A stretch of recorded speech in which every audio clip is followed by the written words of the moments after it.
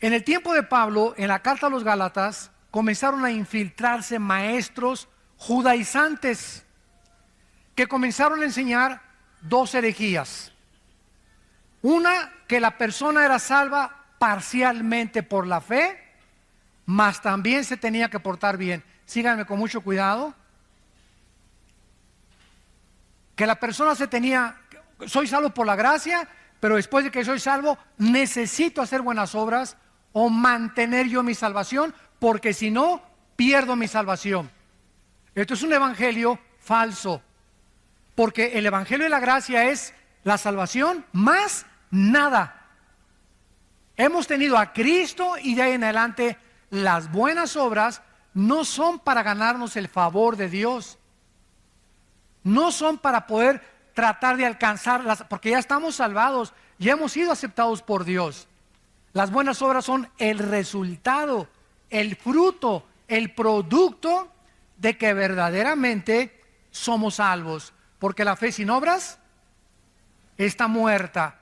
Pero yo no puedo decir, es que si hago alguna obra mala o algún pecado después de que me convertí, puedo perder la salvación. Y en segundo lugar, la otra herejía que se enseñaba era que una persona creía parcialmente ser salva por la fe y también parcialmente por sus esfuerzos. En otras palabras, una persona tenía que creer en Cristo, pero también bautizarse, cumplir con la circuncisión, seguir el Shabbat o el sábado, las fiestas judías, membresía de alguna iglesia, o que necesita el bautismo del Espíritu Santo, o que necesita todas estas cosas, santos de Dios. Todas estas cosas estaban alterando, estaban completamente adulterando el evangelio de la gracia de Dios. Qué triste es, ¿verdad?, que cuando tú recibes a Cristo, una persona te diga, pues es que te falta esto, o te falta aquello, o te falta este don para tener al Espíritu Santo. Qué triste, ¿verdad?, que pueda realmente la cristiandad crecer bajo esta atmósfera y no entender realmente qué es el evangelio de la gracia de Dios. Por supuesto que este no era el evangelio que Pablo había predicado. El verdadero evangelio nos enseña que la salvación es únicamente por la fe, sin ninguna obra que se le pueda añadir, porque estamos completos en Cristo. Estamos completos en Cristo, dice Colosenses 2:10. No necesito ya nada más que crecer en la gracia. Después de que te conviertas, necesitas el desarrollo de tu crecimiento y se llama la santificación. Cuando nos convertimos fuimos justificados por la fe. Romanos 5:1. Dios te declara justo aunque no lo seas. Te acredita la justicia gracias al sacrificio de su Hijo en la cruz. Esto se llama la justificación. Número 2, ya que hemos sido justificados por la fe o salvados, viene la santificación. Dice 1 Pedro 1, sean santos porque yo soy santo. O sea, somos santos ante los ojos de Dios. Ahora dice Dios, vive con el carácter que es de Dios, que es la santidad. Ahora vive una vida diferente y apartada del pecado. Lucha contra el pecado, guerrea contra el pecado, porque vamos a vivir toda la vida hasta que Cristo venga en una guerra mortal contra el pecado.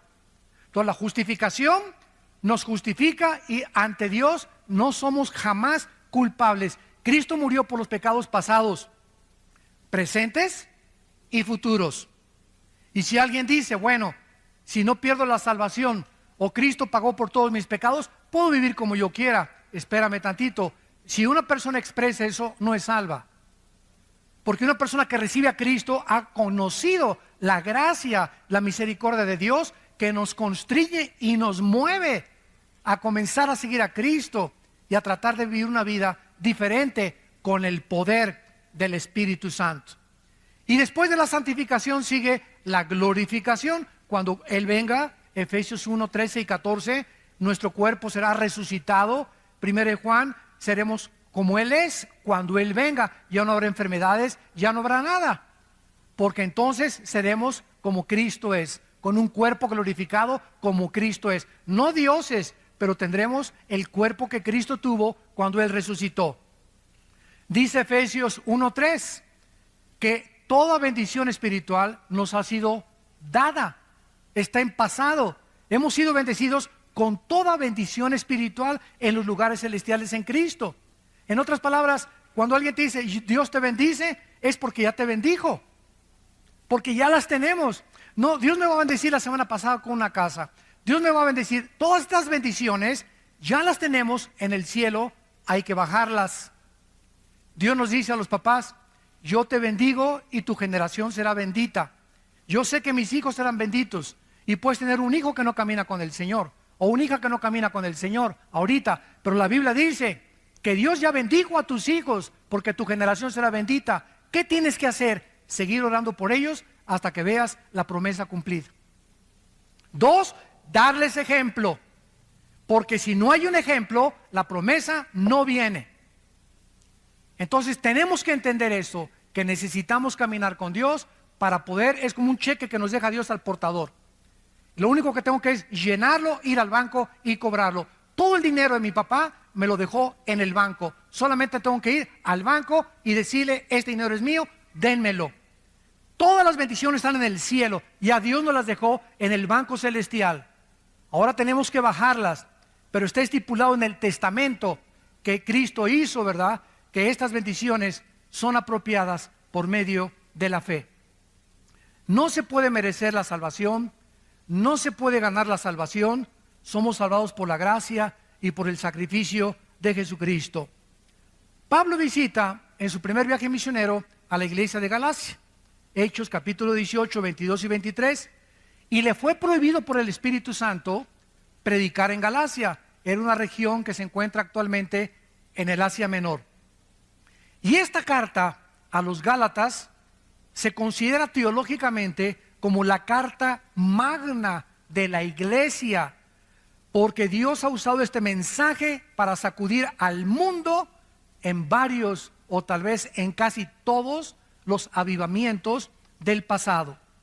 El gran despertamiento espiritual de la Reforma, cuando Martín Lutero leyó la carta a los Gálatas, incendió su corazón y entendió que la salvación es únicamente por la gracia de Dios. Cuando Juan Wesley, que creía que se perdía la salvación, leyó la carta a los Gálatas, pudo tener paz en su vida cuando escuchó un sermón basado en esta carta a los Gálatas. Vamos pues a comenzar a ver esta maravillosa carta y analizarla y darnos cuenta de qué forma el evangelio equivocado estaba infiltrando esta iglesia. Dice el versículo 6 al versículo 9. Capítulo 1 de Gálatas, del 6 al 9. Dice el apóstol Pablo: estoy maravillado, sorprendido, estaba asombrado Pablo, que tan pronto se hayan alejado santos de Dios. Qué fácil es alejarnos de la gracia de Dios por la influencia de falsos maestros, cuando no tenemos la responsabilidad de discipularnos y estudiar la Biblia entre semana. Se sorprende Pablo que esta iglesia que fundó, así en cuanto se fue Pablo, entraron los lobos rapaces judaizantes a la iglesia a comenzar a adulterar, a agregarle algo a la obra perfecta de Cristo en la cruz. Estoy maravillado de que tan pronto se hayan alejado del que los llamó por la gracia de Cristo, para seguir un evangelio diferente, o sea, de otra clase. Pablo dice: esto no es lo que yo les prediqué. Ustedes están siguiendo otro camino equivocado. Este no es el evangelio de la gracia de Cristo. No que haya otro, dice Pablo, porque es el evangelio de Cristo, el de la gracia, sino que hay algunos que los perturban y quieren pervertir el evangelio de Cristo. Pero si aún nosotros, Pablo se considera a sí mismo que si él mismo el año que entra regresara y les predicara otra cosa que los que le predicó el antepasado, que no lo creyeran. Ni yo mismo puedo cambiar el evangelio de Cristo. El evangelio que les prediqué es el único que puede permanecer.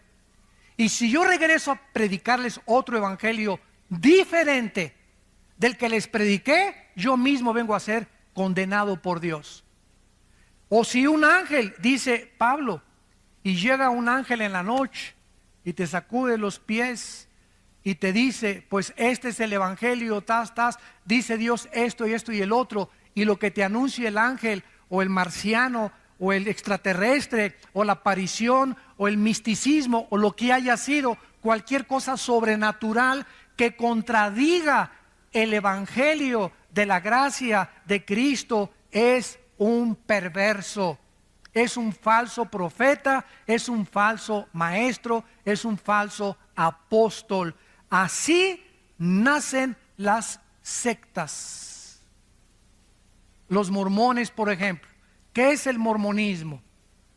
Un hombre llamado en el siglo XIX, a fines del siglo XIX, José Smith. Se le apareció un ángel y dijo que se llamaba Moroni. El ángel le dijo, vete a un monte y vas a encontrar unas tablas escritas en egipcio cuneiforme. Traduce esas tablas y de ahí salió el libro famoso del Mormón. Pero el ángel también le dijo, ¿sabes qué, Pepino? Tu esposa no es la única, puedes tener 7, 8, 9 más. Bueno, imagínense ustedes, ¿verdad? Si yo llego mañana a la casa de ustedes y le digo a mi esposa, ¿qué crees? Se me apareció un ángel. Ah, sí, mi amor, ¿y qué te dijo? Que tú no eres la única. Ya no vuelvo a dormir en mi casa. Me dice mi esposa, qué bonito, ahora agarras tus maletas y ahí nos vemos. Pero sin embargo, ahí nació la poligamia también, y dentro del mormonismo existe también que todos somos dioses, no creen que Jesucristo es Dios, porque nació bajo una falsa aparición a un hombre. Hay otra secta, los Testigos de Jehová, fundada por un señor Russell. Otra que se llama, ¿verdad?, Elena de White, que fundó la iglesia sabática. Todas estas sectas han nacido de personas que han sido, escúchenme con mucho cuidado, han dicho que han sido iluminadas, que han tenido visiones, que han tenido esto, que han tenido aquello, pero lo que han visto y lo que han recibido no va de acuerdo a las escrituras. Y el única brújula, la única filtro, el único parámetro que podemos tener es la Biblia para juzgar quién está bien y quién está mal.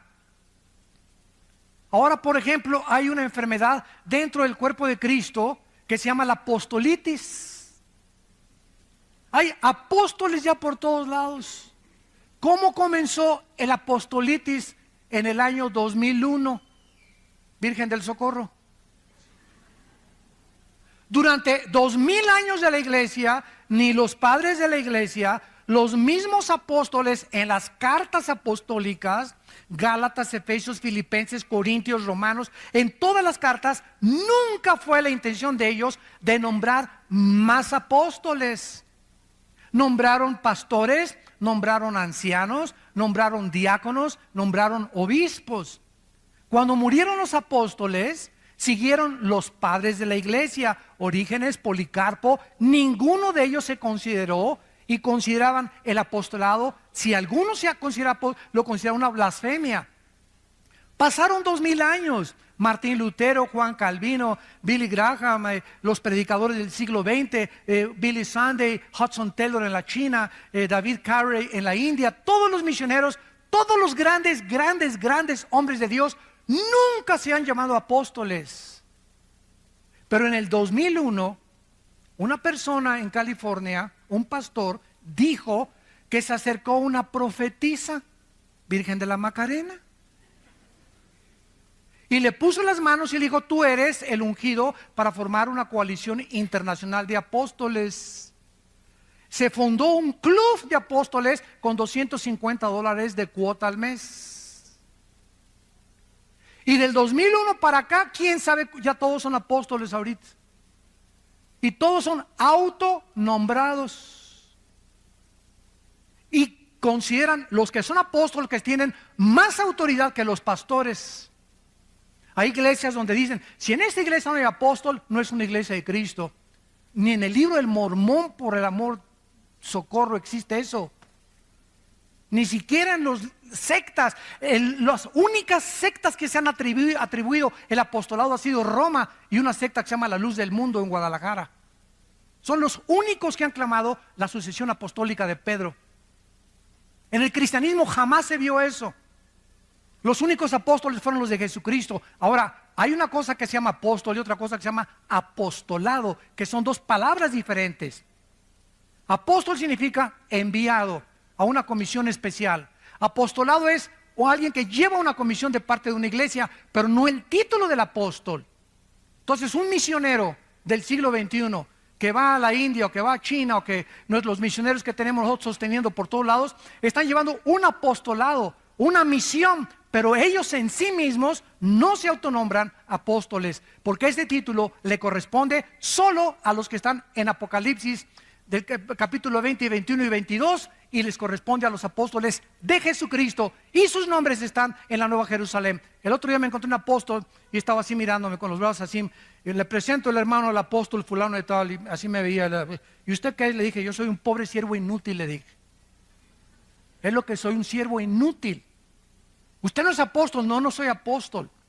Soy un siervo de Dios, nada más. Inútiles. Y por su gracia somos salvos. Y le dije, ¿cómo se llama usted? Y me dice Juan Camaney, por decir algo. Por decir algo. Y le dije, oiga, espéreme tantito. Y me fui a Apocalipsis, a la Nueva Jerusalén. Le dije, oiga, ¿no está aquí su nombre? Aquí están los nombres de los apóstoles en los cimientos de la iglesia, y aquí no está usted. Póngale también primera de Juan Camaney 2:1 a la Biblia. Pero vuelvo a repetir, ya no se distingue. Ya los cristianos aceptan todo como si fuera verdad. Y ya es algo que ya cunde como una infección por todo el cuerpo de Cristo, y nadie protesta, nadie levanta la voz, nadie dice, la Biblia dice. Ya no se citan las escrituras. Entonces se acepta como un hecho y comienza el cuerpo de Cristo a ser infectado con títulos, y todo esto lo único que hacen es ensoberbecer a las personas. Yo he entrado a casa de muchos amigos míos del ministerio, y en su escritorio ya ponen en su escritorio apóstol fulano de tal, y le hacen a la gente que les llame apóstoles. Bueno, vamos a ver la palabra de Dios. Cristo en Mateo capítulo 13, vamos a Mateo 13, profetizó que la iglesia de Jesucristo, a la cual pertenecemos, los que han sido nacidos de nuevo,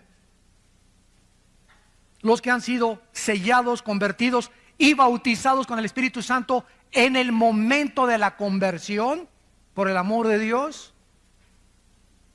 El bautismo del Espíritu Santo aparece en 1 Corintios 12:13, en Romanos capítulo 6. Jamás en ninguna de las cartas apostólicas se le manda a nadie bautizarse con el Espíritu Santo. Eso no está ni en la Biblia de los mormones.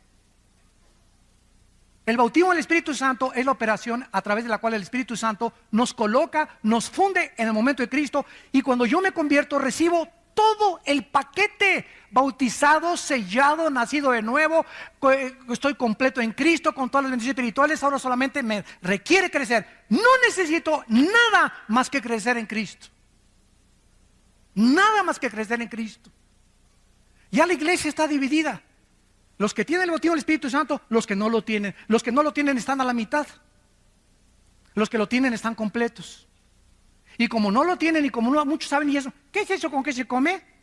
Pasen aquí a recibir el bautismo del Espíritu Santo. Ahora se invita a la gente a que pasen a recibir el bautismo del Espíritu Santo. Y la gente no sabe ni lo que está haciendo, ni qué es el bautismo del Espíritu Santo. Se nos manda en Efesios ser llenos del Espíritu Santo, que es muy diferente. Pero imagínense cristianos incompletos. A ver, esta fila son los que ya nacieron de nuevo, ya fueron sellados con el Espíritu Santo, ya pertenecen al reino de Dios, pero no tienen el bautismo del Espíritu Santo. Y estos son los que tienen el Espíritu Santo porque hablan en lenguas, porque cayeron al suelo y se revolcaron como pepita en comal en el suelo cuando se cayeron. Entonces la iglesia ya está dividida, los que lo tienen, los que no lo tienen. Los que no lo tienen están incompletos, les falta algo. Espérame tantito, esto es una herejía. No nos falta nada. Estamos completos, Colosenses 2:10, en Cristo. Dice en 2 de Pedro capítulo 1, todas las cosas que pertenecen a la vida de la piedad, versículo 3 en adelante, todas las cosas que pertenecen a la vida de la piedad nos han sido dadas, pasado. O sea, todo lo que pertenece a la vida cristiana ya nos dio el paquete cuando me convertí en Cristo, como un niño cuando nace. No, le falta el oído, le falta el olfato. Mira, el niño nació completito, está entero el bebé, tiene pulmones, tiene oído, tiene ojos, pero le falta crecer, desarrollarlos, pero no le falta nada porque sería un fenómeno, sería hijo de los marcianos. Entonces cuando nacemos de nuevo, nacemos completitos, no nos falta nada. Tenemos todo lo que Dios nos ha querido dar. Los dones me los dio Dios. No llega alguien, me pone las manos y me da los dones. Ya recibí el paquete, ahora tengo que descubrir cuáles son mis dones. Hitler dijo esto: cuando una mentira se predica 100 años, se acaba aceptando como una verdad. Y se ha predicado tanto y tanto desde los 80s. Desde los 80s, esto antes de los 70s no existía. Desde los 80s comenzó a predicarse. Te falta algo, necesitas hacer esto, necesitas por aquel lado, necesitas bautizarse. Si no te has bautizado, Cristo no te acepta. Si no hablas en lenguas, no tienes al Espíritu Santo. Si no tienes el bautismo del Espíritu Santo, no puedes hablar en lenguas. Si no hablas en lenguas, no puedes tener la unción. Te falta algo, te falta algo, te falta algo. No nos falta nada en Cristo, porque su obra fue perfecta en la cruz. Y cuando Él muere nos dio todo absolutamente.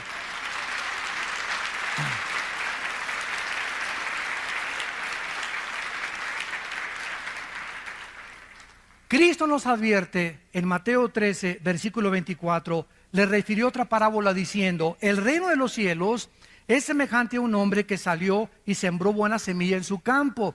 Pero mientras dormían los hombres, vino su enemigo y sembró cizaña entre el trigo y se fue. Cuando salió la hierba y dio fruto, entonces apareció también la cizaña. Vinieron entonces los siervos del padre de familia y le dijeron: Señor, ¿no sembraste buena semilla en tu campo? ¿De dónde pues tienes cizaña? Él les dijo: un enemigo ha hecho esto. Escuchen, un enemigo ha hecho esto. Y los siervos le dijeron: ¿quieres pues que vayamos y la arranquemos? Él les dijo: no sea que arrancar la cizaña, arranquen también con ella el trigo. Dejen crecer juntamente lo uno y lo otro hasta cuando, hasta la siega, hasta que Él regrese. Y al tiempo de la siega, yo diré a los segadores, o sea, en este caso serán los ángeles: recojan primero la cizaña, átenla en manojos para quemarla, pero recojan el trigo en mi granero. Y en el versículo 36 del mismo capítulo dice: despedida a la gente, entró Jesús en la casa y acercándose a él sus discípulos le dijeron: explícanos la parábola de la cizaña y del campo. O sea, ¿qué nos quieres decir con que el enemigo llegó y sembró la cizaña? ¿Qué es todo esto? Respondiendo él les dijo: el que siembra la buena cizaña es el Hijo del Hombre. El campo es el mundo. La buena cizaña son los hijos del reino. La cizaña, ¿quiénes son? Los hijos del malo. El enemigo que la sembró es el diablo. La siega es el fin del siglo y los segadores son los ángeles. Cristo nos advierte que cuando su iglesia fuera inaugurada, desde hace 2000 años hasta que Él regrese, todas las iglesias, todas, esta vida nueva para el mundo, nazarenos, presbiterianos, bautistas, amistad cristiana, llámale como tú lo quieras, cualquier iglesia evangélica, cristiana, bíblica, tiene dos tipos de membresía, o de colaboradores o de asistentes. Unos son nacidos de nuevo, y en todas las iglesias hay hijos de Satanás. Todas las iglesias, sin ninguna excepción, tenemos sembrada semilla del maligno. O sea, no el que está a tu derecha ni a tu izquierda y lo ves, aleluya, gloria a Dios, etcétera, etcétera. Realmente a lo mejor no es lo que él es. Y por eso hay tantos cristianos decepcionados. Ay, ¿se acuerda usted del hermano Pancho Camaney? Sí, me acuerdo. Pues iba a la iglesia y todo, y anda ahí de borracho. Pues no, que el cristianismo, ¿sabes una cosa? No, salieron de nosotros, pero no eran de nosotros, porque si hubieran sido de nosotros, hubieran permanecido con nosotros. Salieron para que se manifestara que no todos son de nosotros. 1 Juan capítulo 2. Segunda de Pedro capítulo 2, les ha pasado lo que al perro y lo que al puerco. El perro, cuando vomita, se come el vómito. Y al puerco sacas a Piggy y lo metes con champú y lo lavas y comienza y le echas Chanel. ¿Y qué hace el puerco? Chun, chun, chun, chun, se regresa al lodo. ¿Por qué el perro se come su vómito? ¿Por qué? Pues porque es perro. Por el amor de Dios, no es gato, ni tigre, ni jirafa. Es su naturaleza. ¿Por qué el puerquito, aunque lo laves y le eches Chanel, le gusta el lodo? Porque es la naturaleza de los puerquitos. ¿Qué está diciendo el apóstol Pedro? Que esas personas que regresan ahí, su naturaleza nunca fue cambiada. Por eso regresaron al lodo. Nunca fueron, no perdieron la salvación, nunca estuvieron con nosotros como Judas. Judas desayunó, comió, cenó, viajó con Cristo y Judas nunca fue salvo. Lo dice Juan 13, Juan 17. Que era hijo del maligno, era el hijo de perdición, el hijo de pecado. Nunca Judas tuvo la salvación, jamás la perdió porque nunca lo tuvo.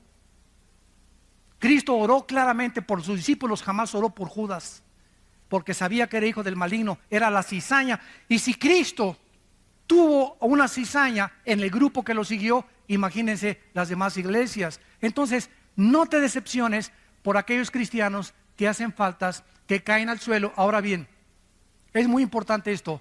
Esto no significa que un cristiano nunca va a caer, pero sí significa que si cayó, de las orejas lo regresa Cristo al rebaño.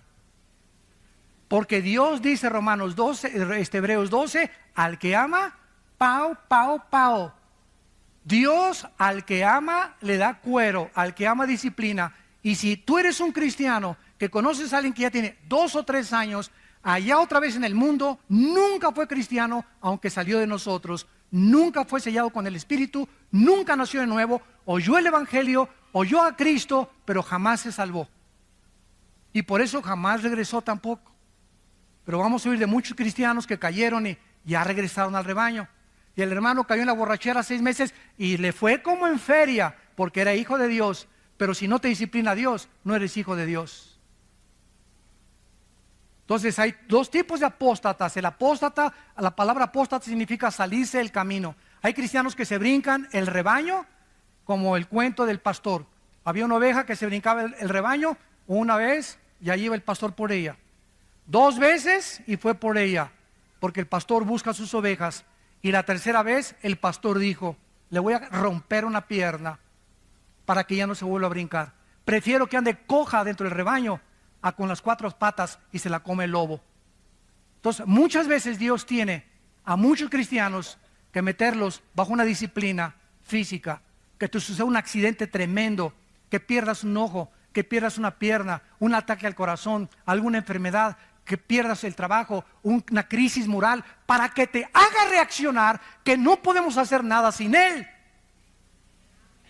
Somos tercos, tercos, tercos de corazón. Pero como somos hijos, Dios dice, nunca te dejaré ni te desampararé. Pero mientras no entiendas, te va a ir como en feria en tu vida. No vas a tener paz, las cosas no te van a salir como tú quieres, no vas a progresar. ¿Por qué? Porque crees que te puedes burlar de mí. Y como eres mi hijo, como eres mi hija, no te puedo dejar sin disciplina. La palabra disciplina, pedagogos, que significa pedagogía, viene la palabra pedagogía, significa educar el carácter. Y dice en Hebreos 12, ¿qué pues te haré entender y te enseñaré el camino que debes andar? ¿Iré contigo con vara o con la palabra? O sea, Dios aplica la disciplina hablándonos primero. Cada domingo nos habla Dios, nos expone nuestros pecados, nos muestra nuestra necesidad de Él. Pero si salimos a la calle y seguimos viviendo y somos sus hijos como nos da la gana, nos va a ir como en feria en la vida. Cristo dijo, prefiero que entres manco, tuerto, cojo al cielo, que entres entero y te quemes en el infierno. Ahora vayamos a Hechos capítulo 20 y veamos al apóstol Pablo. Cuando Pablo se fue de la iglesia de Éfeso, les hizo la misma advertencia de Cristo con más claridad, porque ya la iglesia estaba formada. Hechos capítulo 20, versículo 29. Porque yo sé, o sea, Pablo estaba absolutamente seguro, sin ninguna duda alguna, yo sé que después de mi partida, esta es la importancia del pastoreo. Yo sé que después de mi partida entrarán en medio de ustedes conejitos. Eso dice. Conejitos chinguanguanchones. Los lobos es el animal que el Espíritu Santo escogió, porque es el animal depredador que está esperando, que su plato favorito son las ovejas. Entonces el Espíritu Santo usa el animal más sanguinario que hay contra las ovejas, y porque somos las ovejas nosotros, para que podamos entender que cuando salimos de la iglesia hay cantidad de lobos dentro y afuera que están esperando decirte cuando salgas, lo que dijo el predicador no es cierto, son mentiras, no te lo creas, está exagerando. Ay, ¿a poco no vas a tener relaciones sexuales con tu novio? Están exagerando en la iglesia. No seas tonta, te van a decir, la virgen dejada a los 30 años de edad. Ya se te pasó el camión y ya no te has subido a ninguno. Va a haber cantidad de personas disfrazadas con ángeles de luz, que son lobos rapaces. Y dice Pablo, van a entrar al rebaño hombres, lobos rapaces, que no perdonarán el rebaño. Y de ustedes mismos, o sea, aquí están los enemigos. Los más grandes enemigos del cristianismo están mezclados con los verdaderos cristianos. Porque es la forma de hacer más daño al enemigo. Cuando el enemigo en la Segunda Guerra Mundial mandó personas a Rusia, cuando los alemanes mandaron espías a Rusia, o cuando Estados Unidos mandó espías a Alemania, iban disfrazados de alemanes, infiltrados en las filas de los nazis para que pudieran detectar lo que decían y transmitírselo a Estados Unidos. Los espías son las personas más preparadas de cualquier nación. Y así es exactamente en el mundo espiritual, es exactamente lo mismo. Van a entrar hombres perversos que hablen cosas perversas para arrastrar a los discípulos fuera del rebaño. Vamos a 1 de Pedro ahora, capítulo 2.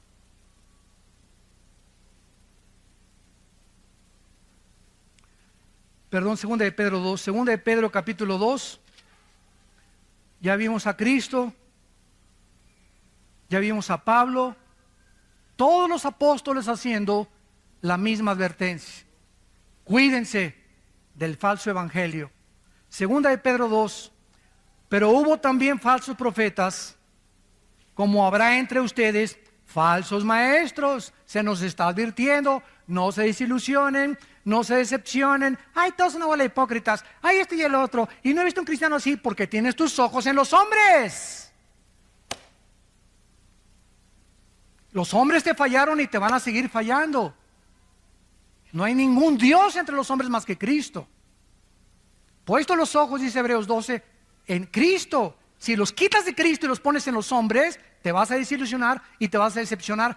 Y si te caes del caballo y te fuiste de la iglesia y no regresaste a la iglesia, dizque con tu front, ¿verdad? Con tu apariencia, no es que pura hipocresía, no es verdad, etcétera, etcétera, es porque nunca fuiste salvo. Ni siquiera te ha disciplinado Dios, es más, hasta te va mejor. Hay gente que se sale de la iglesia y hasta le va mejor. Y ya que quieren lo que quieren, y ya que quieren ese dinero, y ya que quieren el homosexualismo, y ya que quieren tantas mujeres, y ya que quieren el sexo, y se salen y la parranda y la borrachera y las drogas, ya que alcanzan eso, entonces Dios viene y mete el hacha a sus vidas para darte cuenta qué locura fue haber abandonado a Dios. Va a haber entre ustedes que dice, falsos maestros, que introducirán, pero miren cómo entran, por amor de Dios, vean, encubiertamente. Cuando un predicador predica una herejía, la maquilla que parezca bonita, la disfraza para que parezca bonita y parezca que es la verdad. Yo puedo leer una revista, por ejemplo, de los Testigos de Jehová, que se llama La Torre del Vigía, y encuentro que el 80% de lo que esa revista dice es verdad, es la Biblia. Y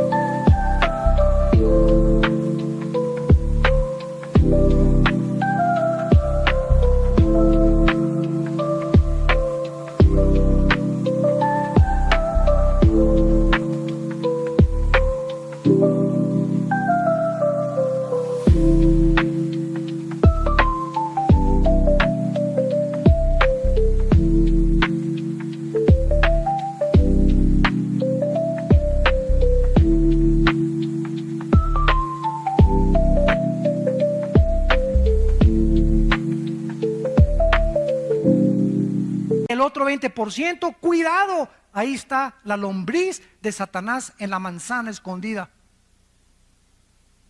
Predican cosas que son verdad y las mezclan, las cubren con la verdad para que no te des cuenta que ahí va el gusano escondido. Como dijo un predicador, toda manzana del diablo tiene un gusano escondido. Estos falsos maestros van a introducir herejías destructoras, porque las mentiras de Satanás destruyen el alma, te quitan la paz, te llenan de culpa, te llenan de amargura, te llenan de rencor, te llenan de odio, que es la antítesis del fruto del Espíritu Santo. Un cristiano que se sale del rebaño, un cristiano que predica herejías o que oye herejías, es un cristiano rencoroso, amargado, decepcionado, desilusionado, y comienza a tomar y comienza a hacer estas cosas. ¿Por qué? Porque no tuvo la salvación. Y si la tuvo, no tarde en que el Señor le dé, pero le dé duro. Y muchos seguirán sus disoluciones, por causa de los cuales el camino de la verdad será blasfemado. Ahí está la razón. Tú métete a internet y vas a encontrar, ¿verdad?, 1000 ataques contra la mayor parte de los predicadores. Unos son verdad, otros son mentira. ¿Tienes tú la capacidad de distinguir quién es quién?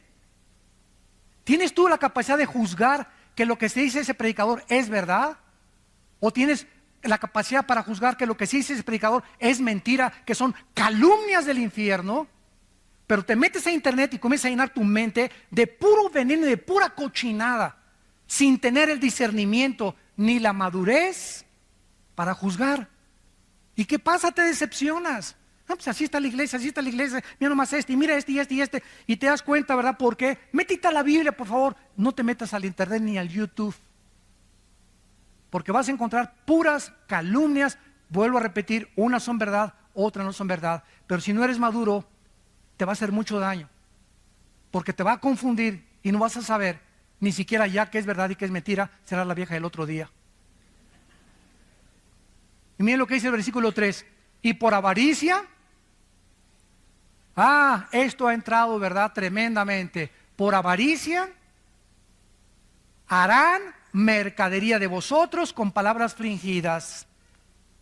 Les vendo un pañuelo ungido con aceite de Jerusalén. Y a mí qué me importa que sea de Zapotlán, Los Altos, o de Xonacatlán, o del río Lerma, o de Jerusalén. El aceite del Antiguo Testamento era un símbolo del Espíritu Santo. El aceite de Jerusalén no es mágico, ni es una cosa que me va a hechizar. Es aceite de Jerusalén, y el aceite de olivo es igual ahorita, porque ya no tiene ningún significado en el Nuevo Testamento. Voy a ungir mi casa con aceite. ¿De dónde sacaste esto? Ni en el libro del Mormón existe eso. Me voy a ungir aquí para que pueda la unción es del Santo, 1 Juan 2, y ya la tenemos. La unción es el Espíritu Santo. Ya no hay aceite que nos unja. El aceite fue usado en el Antiguo Testamento por los sacerdotes para ungir a los sacerdotes, para ungir el mobiliario del tabernáculo, y dejó ya de tener ese simbolismo. Ya en el Nuevo Testamento tiene otro. La única vez que se usa es Santiago, donde dice que los líderes de la iglesia unjan con aceite a los enfermos. Los líderes, los pastores de una iglesia, nada más. No dicen que unjas a tu perro, ni tu casa, ni tu baño, ni tu excusado tampoco. Entonces, ¿de dónde hemos sacado tantas cosas? Le vendo un pañuelo ungido. ¿Ungido por quién? Es que un pastor oró y ahí tiene la unción. Ahí está su mano en el pañuelo. Y lo pone usted en el cojín y se le va a quitar el dolor de cabeza, hermano. ¿Saben ustedes, santos de Dios, cómo se llama esto? Esto se llama hechicería. Quiero decirles algo. La iglesia que estamos estudiando, la iglesia de Galacia, era una iglesia, lo vamos a ver, hechizada. Habían entrado poderes de demonios a esa iglesia, y a los que son la cizaña comenzaron a infectarlos para contagiar a las ovejas sanas. Los que tenían el ébola corrieron para infectar a los sanos. Los sidosos querían infectar a los que no tienen sida, porque el malo no se conforma con la maldad, quiere contagiar a los demás y quiere propagar su maldad a los demás. Esa es la naturaleza autodestructiva del ser humano. Ahora, dice la Biblia claramente, ¿verdad?, que entonces hay una mezcla en la iglesia de cizaña con trigo. Pablo, Pedro, todos, y Pablo estaba maravillado. Regresamos a Gálatas capítulo 1, y se sorprendió Pablo de que rápidamente se habían alejado del evangelio de Cristo. Se estaban volviendo a otro evangelio diferente. Querían perturbar a los cristianos, quitarles la paz, agitarlos para corromper. La palabra pervertir significa corromper, echar a perder el evangelio de la gracia de Dios. ¿Y de qué manera Pablo condena a estos falsos maestros? Versículo 8 y 9. Mas si nosotros somos un ángel del cielo, les anuncia otro evangelio diferente del que les hemos anunciado esta mañana. Tienes que haber aprendido, para yo sentirme satisfecho, que te he comunicado la verdad, de saber que cuando tú recibes a Cristo, recibiste todo el paquete completo. Por gracia, no hay nada después de Cristo ni antes de Cristo que hayamos ganado o que no lo hayamos merecido. Todo es por la gracia de Dios. Cuando recibo a Cristo, nazco de nuevo, me convierto, mi naturaleza es cambiada, tengo la naturaleza antigua, la naturaleza divina ahora de Cristo dentro de mí. Ahora soy bautizado con el Espíritu Santo. 1 Corintios 12:13, por el Espíritu fuimos todos bautizados, y a todos se nos dio el mismo Espíritu. Romanos capítulo 12, ¿qué no sabéis que los que han sido bautizados en Cristo han sido bautizados en su muerte? ¿A qué bautismo se refiere Romanos 6, del 1 al 4? ¿A qué bautismo, le pregunto yo a los teólogos? No me salgan con qué es el bautismo en agua, porque si me dices que es el bautismo en agua, entonces el bautismo en agua salva, porque no fue lo que nos hizo renacer en Cristo, fue el bautismo del Espíritu Santo. Y Efesios lo confirma: una fe, un bautismo. Y no se refiere al bautismo en agua, porque hay muchos cristianos que van a morir sin haber sido bautizados, pasaron de panzazo y van a entrar al cielo. El bautismo solamente es una confirmación pública de algo que te sucedió internamente. Pero la Biblia habla de una sola fe, un solo bautismo. Y ese único bautismo es el bautismo con el Espíritu. Nos colocó, nos fundió, nos amalgamó, nos hizo uno con el cuerpo de Cristo. Entonces tú entiendes eso. Cualquiera que llegue y te diga necesita hablar en lenguas, necesita el bautismo del Espíritu Santo, necesitas guardar el sábado, necesitas guardar las fiestas judías, necesitas disfrazarte de judío, necesitas aprender hebreo. Cualquier persona que llegue con estas guacas, tú puedes claramente decirle: ¿sabes una cosa? Necesito crecer nada más en Cristo. Todas las demás cosas me han sido dadas por su divino poder, mediante el conocimiento de aquel que nos llamó, de su gracia y de su suficiencia. Dice Pablo, cualquier persona que trate de predicarles otro evangelio, versículo 9, sea anatema. Esta es una de las condenaciones más grandes que existen en la Biblia. Es una de las más solemnes advertencias en todo el Nuevo Testamento. ¿A quién se le da esta maldición? A los falsos maestros. ¿Por qué? Porque están engañando a millones de personas, conduciendo a miles de personas al infierno, sacándolas del camino verdadero de Cristo. ¿Y saben ustedes cuáles son los motivos de la mayor parte de estos falsos maestros? El dinero, la fama, el poder, la autoexaltación, tener miles de personas. Y ahora creemos que la persona tiene una iglesia de 20,000 personas o se juntan 40,000 personas con una persona, es una iglesia con éxito. Ahora medimos el éxito por la cantidad de personas y no por la calidad del carácter de las ovejas de esa iglesia, que es una grande diferencia. Cuando lleguemos al cielo no me va a decir Dios, a ver Armando, ¿cuántas almas, Señor? Estoy en los récords Guinness, más 25 millones de almas gané. Hice 50,000 iglesias, Señor. Mi iglesia tenía 10 servicios, gracias a Dios. Qué bueno, muchachito. Nada de eso es malo, ¿verdad? Bueno, muchachito, está bueno, muchachito. Pero ¿sabes una cosa? Pero tengo contra ti que has perdido tu primer amor. Hiciste muchas obras, muy buenas obras, pero solo una pregunta nos hará Jesús al entrar. Control, control. Feel the beat drop. Let it free your soul.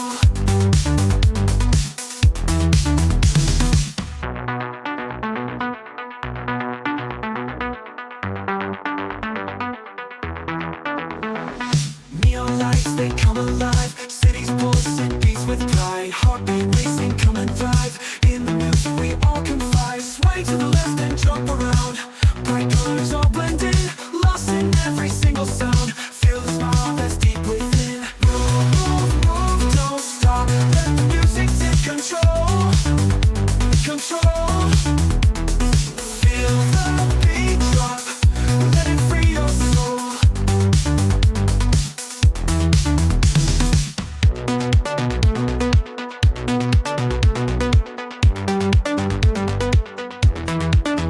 El cielo nunca nos va a preguntar las buenas obras que hicimos, porque las buenas obras que hicimos o todo lo que alcanzamos y el éxito que logramos y doctorados y todo, estuvo bien, o sea, no estuvo mal, pero eso no es lo principal.